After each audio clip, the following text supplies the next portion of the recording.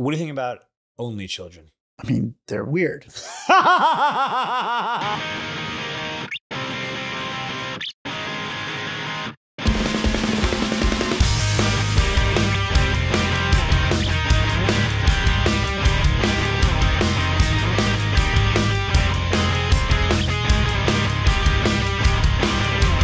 Man of the year, man of the year, man of the year. Welcome to the #1 friendship podcast in the country. I'm Karo. I'm Matt Ritter. Matt, do you know what this sort of core touchstone moment of the Karo family was? Should I guess? I have no idea. Okay. Don't guess. I don't know what you're going to say. I'm 2.5. Only child. Living my best fucking life. Running around. My terrible twos were bad. And one day my parents come home from the hospital and they're like, Aaron, meet your baby sister, Caryn. And I go, Caryn, Aaron, Caryn, Aaron, Caryn. I fucking run around the house and my parents are like, oh, fuck, we accidentally rhymed our kids' names. I love that was an accident. I knew that it was an accident, but I didn't know that story about you running around saying it over and over again. Yeah. So they were going. We're to believe this? We're to believe that your parents didn't realize Aaron and Caryn, your parents are smart people. The reason why is they were naming her with a C after a loved one, called an audible at the last minute, and they went Caryn, Caryn. And I don't know. They just think, I don't know. They didn't think about it. It's hilarious. So we've been rhyming name siblings ever since, and it's like our bond. There's something very cute about rhyming named siblings. Yeah. And I want to talk a little bit today about siblings, because we both are very close with our respective siblings. This is a podcast about friendship. Siblings are sort of like the original friends. Totally. They are my OG. Can I tell you a quick story about our kind of seminal young family one? So we used to drive down on road trips, like like the caravan down to whatever, historical sites. My mom, anywhere that George Washington took a dump, my mom wanted to go visit. Okay. But we ended up caravanning down to Disney, and it was like wait, you went from New York to Florida? Yeah. Sweet baby Jesus. Long one, like 3 days, And it just gets boring for the kids. And they're like in the back, and it's like my mom always would like pinch. She had these like pinchers, and you always have to like move your legs out of the way from her claws. And I just remember, I'll never forget, because this is our family lore, is we finally got to Disney, and my sister was like 2.5 or 3 at the time. And she wakes up in the parking lot of Disney and she goes, I don't want to go to Disney. And we're all just like, are you kidding me? Yeah. Like, we just finally got here after a 3-day thing. Oh my God. Those road trips we took with our families, that's like core memories. Oh, totally. Do people still do that? I don't know. My neighbor has a Winnebago, so he does with his kids. I feel like somehow it's not the same in like a Winnebago. Like you have to be right next to your parents. Yeah. No, you have to be squeezed in where your parents can pinch. My dad. God. That squeeze on the thigh. Is that even legal? Yeah. The thigh squeeze should be illegal, because there's like really a lot of meat that's dangerous. Yeah. Turn this car around. I know. Yeah. Oh my God. We used to I just remember all our knees, because the middle seat was where you were going to get it. Yeah. So let's just set the table. How old are your siblings? Right. So everybody's 1.5 years apart. My brother's 1.5 years older. Yeah. My sister's 1.5 years younger. My mom was very busy. Just bang, bang, bang. Bang, bang, bang. So you're a middle child. I'm the older brother. I have a younger sister, 2.5 years younger.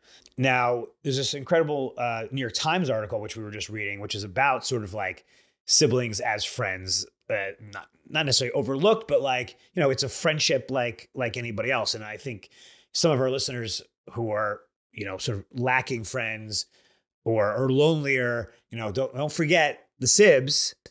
Now, some people aren't as close, but I think it's 80% of people have siblings. Right. 20% only children. I believe 50% are very close with their siblings. So you're saying basically everybody, not everybody, but at least half the population already has built-in friends. Yeah. It's great. It's amazing. But don't forget, guys, when you say you have no friends, you're basically saying my sibling is not my friend. So think about that. When you say that, think about that. You're now committing to saying my sibling is not a friend. And some people aren't as close to their siblings, but that's a great opportunity. Totally. Great opportunity. Now, we happen to be extremely close with our siblings. Yeah. Too close. It made me think when we were going to do this episode. My sister being 1 year younger and being a girl, there was always like a little bit of like protective older brother thing going on when I was in high school or college. Yeah. And I was threatened by it, I guess. And it caused us to kind of be a little distant for a little bit. Yeah.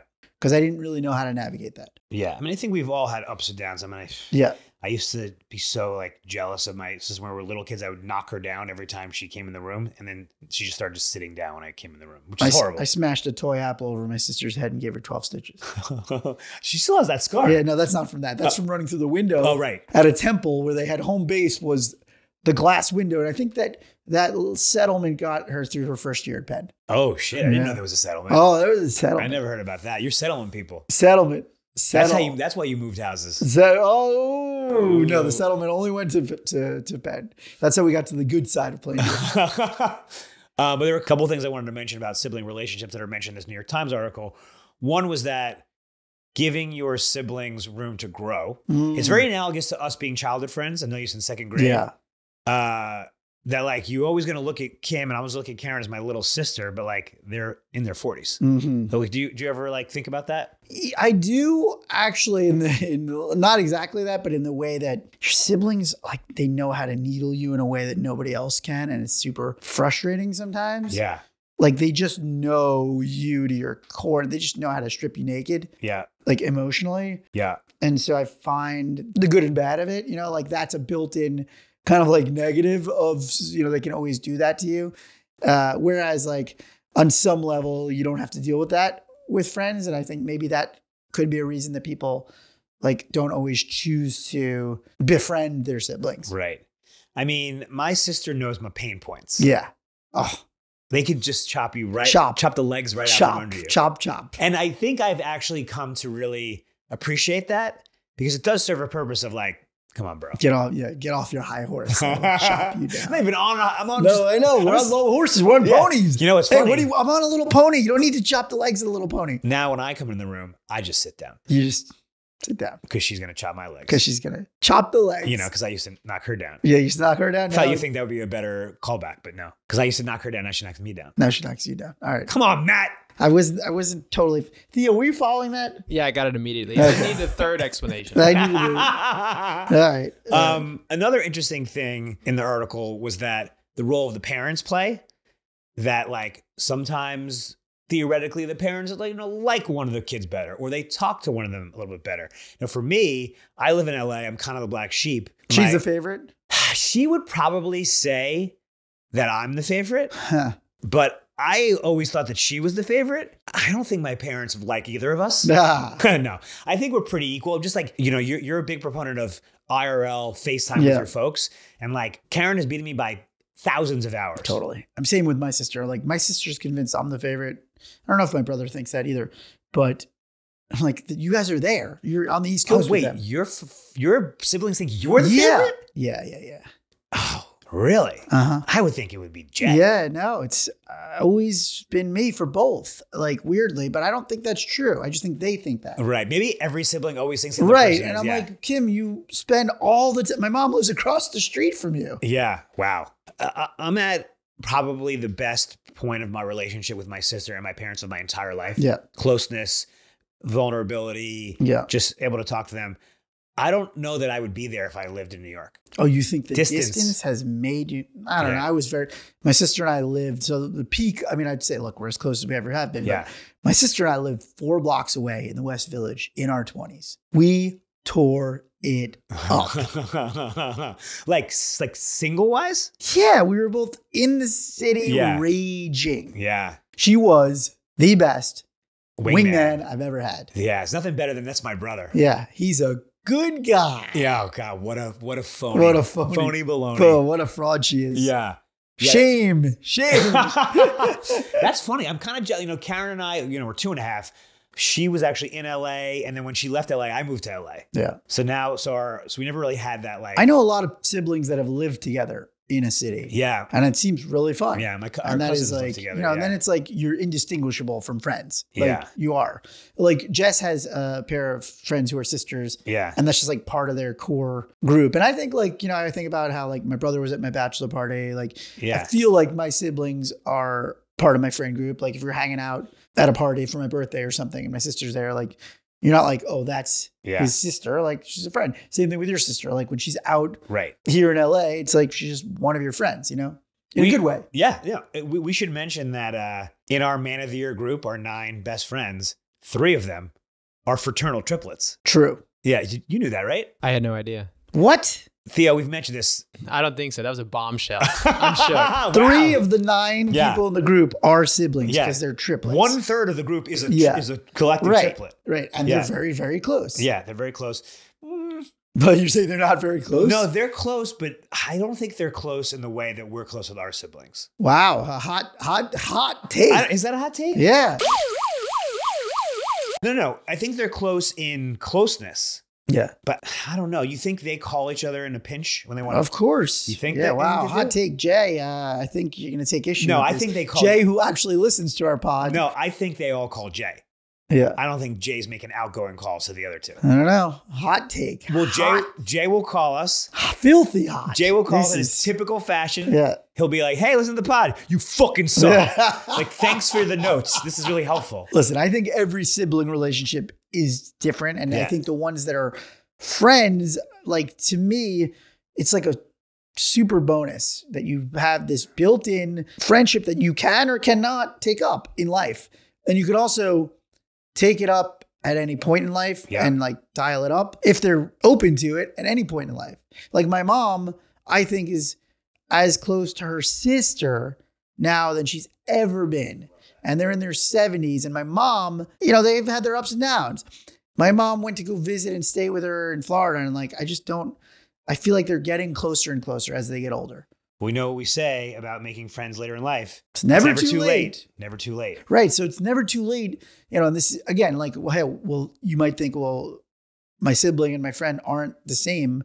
And yeah, they're not the same, but a lot of the things that we're talking about are applicable to a sibling in terms of things that you can, make their friends show up for them, obviously, and it's like, they already know you. You have everything you need for a good friendship right there. Do you think there's any pitfalls for our listeners to think about groups that have siblings in them, like our group or your wife's group? As I said, the one thing is that like they have a way of getting under your skin. To each other? I'm saying siblings, like the way that your own siblings can get under your skin. No, but I'm saying if you have a group of friends and 2 of them are siblings, does that affect the other? Oh, well, they're there. It's like a clique or something. Oh, maybe. I don't know. I haven't really. We haven't experieed that in our group. Like the alliance. Well, the voting block. Yeah. But dude, they've incinerated each other. Yeah. Our voting is pure, except for your one. Except for my 1 year. It was impure. Our voting is pure. I respect the triplets for doing that. The question is, if you lose one, do you lose them all? Oh, if somehow a friendship ended with Brad, does it mean Dave and Jay cut you off too? They should. Wow. Sibling loyalty. Should they? I say yes. Got a family first. It just seems so out of character that I know. But family first. I say family before friends. So you're saying if something happened and we got into a fight with Brad, Jay would have to not be friends with us anymore? Probably. He should. Yeah, he should cut us off. If that ever happened, because Brad's the best, we should be cut off. And by the way, just joking, Jay, we love you. Don't call me.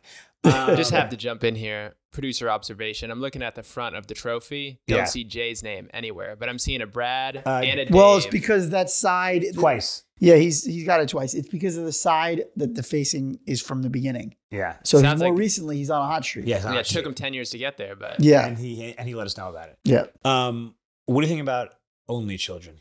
I mean, they're weird. Well, that's the beginning of the episode. Yeah. They're weird. They're also, I think, hot take, not so hot.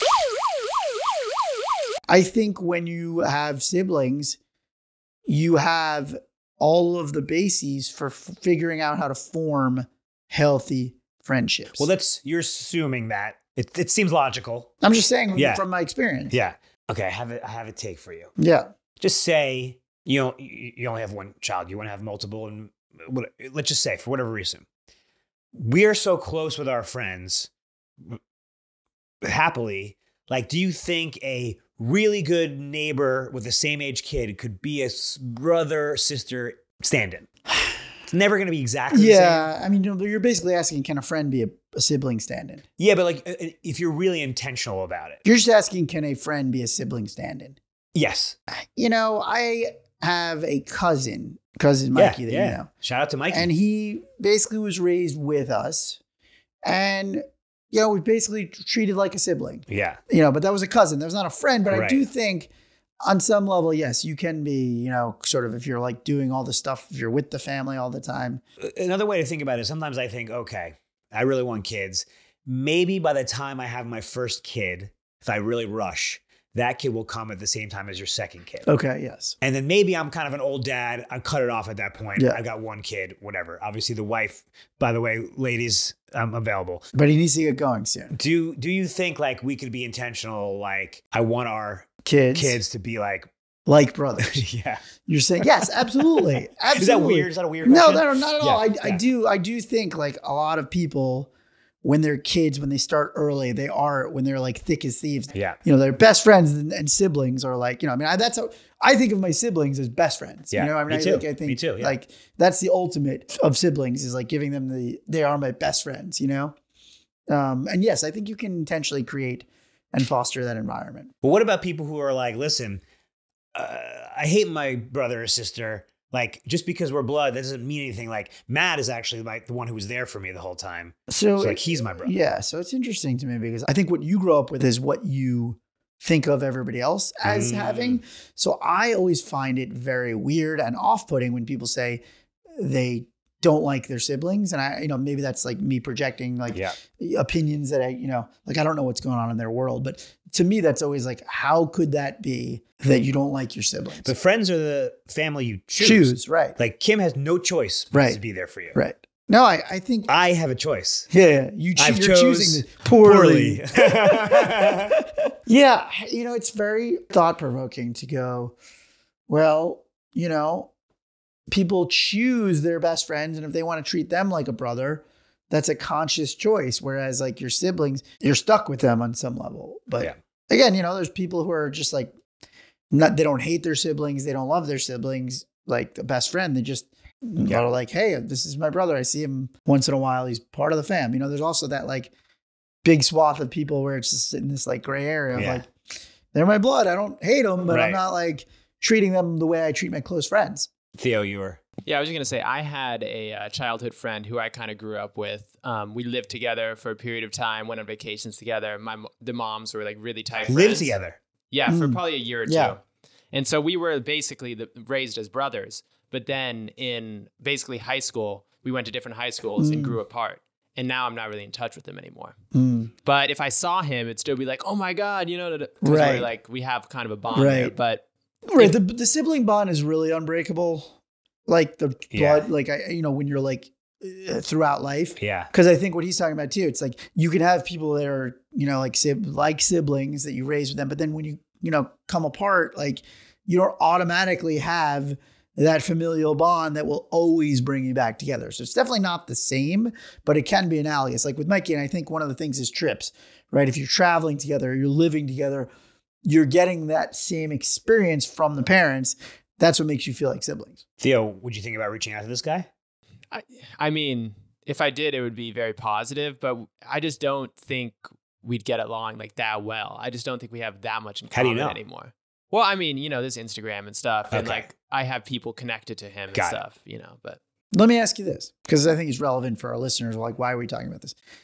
How do you turn a sibling who isn't quote unquote a friend into one? If you're at an adult age, and you just have never had that closeness, like, because you're saying, hey, don't forget about your siblings, but how do you do it? Like, how do you take a sibling that you don't dislike? I think it's hard if you have, if there's just too much water under the bridge. Water over the bridge, under the bridge? Under the bridge. Well, why is there too much water under the bridge? I don't get it. No, it's water under the bridge, so it's okay. Well, why do we, no, but is there too much water under the bridge? Is that a saying? Theo, get in there. We'll have to look that up. Yeah. Well, okay, you just gave me one of your trademark Mad Libs where it was a different one where you said blah, blah, blah, and then you went like this. Like he just pondered, he put his finger to his temple. You've never made that look? Matt, you're on one today. I'm growing. So I think you got to use the same best practices that we've been using for non-siblings. Number one, be the friend. Like your sibling's not going to just call you up and be like, whatever. You have to say, hey, Jill, like I got tickets to whatever, we should hang out, or I made reservations. Like instead of we should do something, we are doing something. I think that's what my mom did to like turn her sister into a friend. she started inviting her to shows and plays and stuff. I'm just like, hey, I've got tickets. You should come with me. Yeah. I mean, like enlisting, by the way, the other siblings, if there's other siblings, parents, if there's other parents, obviously the pitfall here is there's probably baggage, not baggage in that there was a fight, just that like you lived your whole lives together. It's the same reason they could cut you down is a reason to keep you at arm's length. Is there a way to communicate that part of it of like, hey, I want us to be friends? Like saying to yourself, we should be friends. Right. We should be friends. But I'm saying, is there a way to communicate the part of like, I think our issue has always been we cut each other down. Well, if that's the issue. Right. I'm saying, but a lot of times I think that's what it is, right? I think like a lot of times the reason siblings aren't friends is because they do that thing. They automatically do that thing where like you would never let a friend do that to you. Yeah.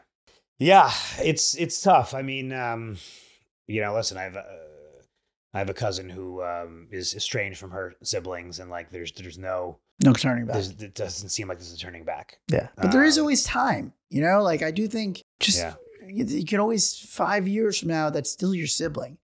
That's still somebody who's for better or for worse is going to be part of your life in some way. So if you want to be friends with them, if you have shared interests, if you have shared values, if you have something that makes you want to even do that, there's got to be a way to bridge it. And by the way, your siblings aren't mind readers. Right. They may not know you're mad. Yeah. Again, I think a lot of it is, I think we talked about apologies in the last step. And that whole thing of like, they may not know you're mad and they may not have the same sensitivity as you. So just put yourself in their shoes for a second and go, maybe I should just let them know that I'm feeling this way. Yeah. My dad and his brother had kind of a checkered history. But now they're, I would say, significantly closer than they ever have been. And I think it was because I guess I was born and then my uncle didn't have a child. So like we would all go on vacation together. And then additionally, when my grandma passed away on that side, it kind of like brought them together. So that's an interesting one. This is a hack/tip. Kill your grandma. Kill your grandma. That wasn't what I was going to say. Okay. Well, I was similar. Yeah. I was going to say, use your kid. Oh, use your kid. Use your kid or their kid. Yeah. Great. You could say, if you really do want to, repair the relationship and you want to have a better relationship with your sibling, you want to have them be a friend, just say, look, I know we've had our issues in the past, but I really want your son to be part of my life. I want to be part of his, or I want you to be part of my child's life. Yeah. Can we set all this stuff aside and start over for the sake of this child? I think you'll get a lot of goodwill back. Oh, I thought you meant like send the kid. Like you're going to stay with Aunt Jill. And yeah. That seems a bit much. Okay. You shouldn't employ your kid. Yeah. I think you should use I think that's okay. I don't think that's too manipulative. I think it's a nice level of manipulative. Well, we're talking about Theo's dad and Theo's uncle. We should say that we met Theo's dad. We met Theo's dad, the producer of the producer. Producer of the producer. Thoughts? Yeah, if Theo was like a real man and not a soy boy, he'd be his dad. Oh man, Theo's dad with his fucking tats and shit. He was like, if Theo was like a GTA character. Yeah. Yeah. Do you have a very friendly, is it less father-son and more like older brother, younger brother? I would say it's somewhere in the middle for sure. Yeah. But he's, pretty active and we can do fun vacations and stuff together. But at the same time, there is that father-son dynamic for sure. Were you staying there? Were you hearing what I was saying to him at the very end? And I was getting earnest with him? Maybe a little bit, but not entirely. I was just saying, I was like, listen, you raised a good kid. Like he's a good head on his shoulders, that kind of stuff. And he took his sunglasses off, which he'd been wearing the whole time. And it was so dad. It was like, I'm dad. My son's boss is telling me something nice. And he was just really, and this is a good thing. Yeah. He was it's great. Taking it in. I don't think I've ever been the one doing this, I was like, I think he really he obviously fucking loves the shit out of you, but I think he was very proud. Yeah. He was also nobody's ever given me credit for this before. I was going to say about, sibling stuff. We were talking about making them your friend and all this stuff. I understand a lot of people probably just, if they're not close with their siblings, they're sitting there that's ridiculous. It's never going to happen. But it's also how do you know if you don't try? Yeah. If you want to have them. Also, as you get older, your friend opportunities may not be as voluminous as when you're younger, right? And so you just have this person that's always going to be in your life in some way. Wouldn't you rather give that a try? Yeah. Wise words. Yeah. Should we take a listener question? Asking for a friend. Guys, this is Asking for a Friend. If you have a friendship question, ethical dilemma, send it to us on Instagram, Man of the Year Podcast, and we will answer it on the show. So this one isn't actually sibling related, but I just thought it was a really, really good, smart question. So I wanted to throw it out so we can get some answers. So he goes, hey guys, asking for a friend. Just found you and I've been listening to a bunch of episodes and I'm loving it. Throughout my life, I've always been the biggest cheerleader for my friends. And we talk about cheerleading a lot. A lot of them are artists, dancers, musicians. And whenever they post something, I like it, I share it, I leave a thoughtful comment. I try to check in with friends at least every few months and try to stay engaged with their lives. When we see each other in person, we have an incredible time and I love those moments. Unfortunately, when I get into a slump and stop reaching out, then I won't hear from anyone. I'll go back and I'll look at the messages and I see that I haven't received anything in months. And this leads me to go into a darker place where I don't reach out for a longer period because all my relationships feel one-sided. This causes me to become more lonely and eventually I start reaching out, but as the years goes by, this gets more and more exhausting. I don't expect relationships to be easy, but should they really be this hard? And he also adds, I feel like I'm a kind, easy, well-rounded guy. Is this how it is for most people? Should I be happy for the friendships I do have and cherish them for what they are? So many things that we talk about in that question. Number one is, I have to go back to your friends aren't mind readers. You say, I'm in a slump. How does anyone know you're in a slump? Honestly, how would I know if any of my friends are quote unquote in a slump? They got to let me know, right? But my job is to check in. This is what we're trying to impress upon our listeners is your job is to check in so that your friend isn't in a 3-month slump and you have no idea. Yeah, I was going to say it goes both ways. It is a red flag to me if you're not hearing anything at all from friends. I agree. Over a long period of time. That's not really a healthy friendship. If you could not text them for 6 months and you'll never get a text. But to your point, they may be like, oh, he's doing his thing. Yeah. He's busy. I also think we set up roles for ourselves in friend groups. And when you set it up that I only communicate with you, you never have to communicate with me. Right. You've now set up this dynamic for you to be this pushover and they just think everything's fine. So if they don't know that that relationship doesn't work for you, and by the way, artists, musicians, so the most selfish, right, narcissistic group that is out there. But also, let's give kudos to him for being a great cheerleader. Yes. Like we talk about that as people in the arts and the creative field. Like I'm sure they love getting the comments and the shares and the likes and seeing in person. But that's what they need out of their friendship. What do you need? Right. You know, like that's what I hear is you're not getting what you need out of these friendships. And if you haven't communicated that, first of all. Yeah. So you haven't even given them a chance to remedy it, right? Because it could be so simple. We talked about this of like, hey, I've got this big thing coming up, could use some love, I would love it if you guys come to whatever I'm doing. Can I just ask you on that point? So a lot of the things that we take for granted in our friendships, is it accurate to say, even though there's some basic building blocks, some people may just not know? Like it's okay to do friendship 101 with people? Yes. Okay. Yeah. I feel like there's a lot of that. Hey, I'm always texting you. You're not never texting me. The people on the other side don't even realize. Okay. I think a lot of those people don't even realize. But that's okay.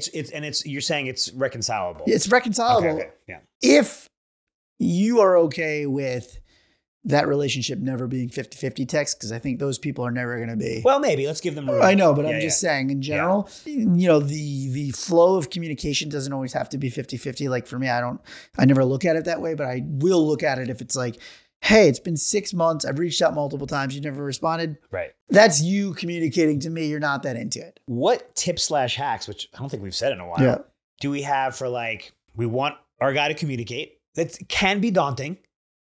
Like we talk about the cold plunge of friendship. Sometimes you just got to come out with the first sentence and the rest will flow out. I would get a little anxiety if I had to call up a friend and be like, hey, or text a friend like, hey, I'm not feeling this. How should they approach that? Right. Again, I always think of when you're approaching it with a positive, like we're looking for a resolution, not, hey, I want to sit down and have a conflict talk with you. Oh, I thought you were going to make fun of me when I texted that girl, hey, I want to get on the phone. Oh, yeah, I want to get on a Hey, I call. want to hop on a I call. wanna hop on a Oh, God, why? Yeah. Okay. I think you just like, hey, Yeah. let's grab lunch, let's catch up in person. And Yeah. you can just be like, hey, I feel like I go 6 months without hearing from you. Like, is everything, okay? Because like, I, just want to make sure like everything's cool. Could we even make it more positive? Like, when you guys are reaching out and supporting me, it really means a lot to me. Yes. And I feel like I haven't had that in a moment. Yes. And that's a little daunting. But then like part of me is just like, this guy also said, should I just focus on the friends that I have that are great? Right. Or should I just That was kind of a those? throwaway at the end there. It was like, you use that as a throwaway, but now I'm like, wait, are you not valuing the friends that are great? You think they're saying that? Yeah. Like him? I just, there was a little part of me that's like, yes. So obviously, yes. So you have a group of core friends that do treat you well and do support you. What do you need these other friends for? That's my question. Like, there's no quantity of friends that you need if you're getting what you want from this. But like, if there's just some sort of fascination you have with these creative types and you like their music and you like their art and you like going to their things, it's okay for you to be kind of surface friends with those people too. It's okay for you to not invest your emotional energy in those friendships. If you still want to just have them be these casual friends who like invite you to their shows. Well, I don't think he would have written in if he didn't care about these people. No, he does, but I'm not sure he should. Right. Wow. That's usually what I say. Yeah. I don't know. I'm saying because like, it sounds like you have this healthy friend group of people who do respect and cherish you and communicate with you. And then you have this other, artist type group that you're showing up for them consistently for a long period of time and you're not getting anything back. To me, it's a red flag. So I want to specifically answer one of his questions. I don't expect relationships to be easy, but should they really be this hard? Right. To me, that sounds like you've got a lot of red flags that you've already recognized. Yeah. And, it sounds like you're not getting much out of these friendships. I didn't hear a lot of like positives about what you're getting from these people. What are their values? What do you enjoy about spending time with them? It says when we see each other in person, we have an incredible time. Love those moments. Right. They're fun. They're fun guys. They're fun artist types. And as I said, I love like now we're picturing they're circus Bohemians. Folk. Yeah. A lot of scarves and shit. Circus folk. Yeah. I think, as you get older, you start to realize like, oh, these guys, I like them, but they're flaky. And we know that in LA, right? It's like, oh, they're flaky. You can't count on them. Now, that doesn't mean you have to cut them off, right? You could just keep them in that bucket of like, you know what, we go to concerts together and that's fine. If you want to do it that way, I think sometimes you need to mentally downgrade a friend into that category of like, yeah, we're just kind of like hangout friends. It sounds to me like you're investing too much in this friendship. But the first step would be like, hey, if I really do think any of these are worth having a real friendship with, you got to communicate it. And I would say in that communication, pick, because I'm having this with a buddy I'm counseling, pick the one friend who you're closest with, who would get, like, we always send group texts. I wouldn't hit up all 5 of them. I agree. I'm sure there's one guy who he knows he could have the real combo with. Start there. Yeah, I like that. I didn't know you were having a thing. No, I'm not having a thing. I'm just counseling another thing for another future listener question. Oh. Save for the pod. Okay. Theo? Yeah, I just want to jump in. I mean, you guys have lived in LA for 20 years. So I assume you must have kind of dealt with some of this at some point, especially maybe in those like early LA phases, Many times. Yeah. I mean, so many people that have fallen by the wayside where it was like early on, it's just like, why am I projecting so much friend values into this person that doesn't show me these values? You're like, hey, this person's amazing. It's like, but what are they showing you? Are they showing you they're amazing to you? No. By the way, that is also kind of the myth of the LA people. I just had this conversation the other day. People are like, everyone's so fake. I'm like, no, you have to find. You have to find your people. I'm always leery if somebody goes, oh man, I moved to this city of 8 million, 40 million people. And it's just a place full of assholes. Yeah. Like, you can't find 3 good people. LA County is more people than 42 states. Right. You can't find 3 good people. Yeah. It's crazy. Yeah. Yeah. It's a little bit of like, look in the mirror. Right. Did we answer that, you think? I thought that was great. I'm like, wow, Matt is really like, he's become the guru of the group. And I'm just a crazy person. One other thing he asked was like, is this what it's like for other people? And it's sometimes. Yes. Yeah. Yes. You're not alone. Yeah. Flaky friends, take a number. Yeah. So I think in summary, reach out first and then save your energy for your Right. your core group. And don't make the reach out such a big deal. Yeah, exactly. Don't make it an ordeal. And do it from a positive place. Like, I'd love to see more of you, hear from more of you. Not like, how dare you not call me? Yeah. Asking for a friend. So that was asking for a friend. That was great. Thank you so much for that question. If you guys have questions, send them to them on Instagram. It's Instagram at Man of the Year Podcast, and we'll answer them on the show. So what did we learn today? Don't take your siblings for granted. I just think they are a great resource for friendship. Everything that you want in a friend, you can have in your siblings. You have a best friend hiding in plain sight. Hiding in plain sight. Mine was hiding in the room next door to me. We used to play this little knocking game every night. And that's funny because me and my sister, we didn't play a game, but she would just kick the fucking wall when we were little kids. And also got to give your siblings room to grow. I agree. I've had my own personal ups and downs. And I think I'm sure we've all viewed each other in different ways as like maturity levels and fun levels, right? I was maybe more fun than I used to be, but less mature. Yeah. And I think when you do that and you actually do it, you got to actually acknowledge their growth and don't treat them the way, I think this happens older, younger dynamics. Like I feel like those are all the dynamics. Yeah. My point, I'm a middle child. Oh, okay. It's not always necessarily that. Yeah, you know what I mean? There's multiple in there. There's multitudes. But I think younger siblings especially want to be seen as equals. Yeah. To their older siblings. Like friends, you're equal, but I think older siblings have a tendency to kind of talk down to their younger siblings. So my advice would be for older siblings is like maybe tone that down a little if you really want to have a good friendship with a good relationship with the younger siblings. Yeah, I love that. All right, a little fact check. This is Erroneous with Thelonious. So I was tasked today with the water under the bridge question, specifically too much water under the bridge. So water under the bridge, we all know what it means. No, he doesn't know what it means. You don't know? No, I do know what it means. I said, why do we say too much water? No one says that. That's not the phrase. No, it is Hold a thing. on. Wrong. I also was like, I've never heard anybody say that. But it's like, there's too much water. Like, there's too much baggage. We can't, it can't be. No. What is the phrase? The original phrase is water under the bridge. Right. Yes. But you can also say, no, there's too much water under the bridge. Like, that is there's not too a much saying. baggage. I just looked it up. It's all over the Google. It's all over the how do you internet. define the phrase water under the bridge? We're going to let it go. Okay. So like with that fight yesterday, it's fine, water under the bridge. Right. So there's also a term, too much water under the bridge. Can't let it go anymore. Absolutely not. The internet agrees. There's too much water.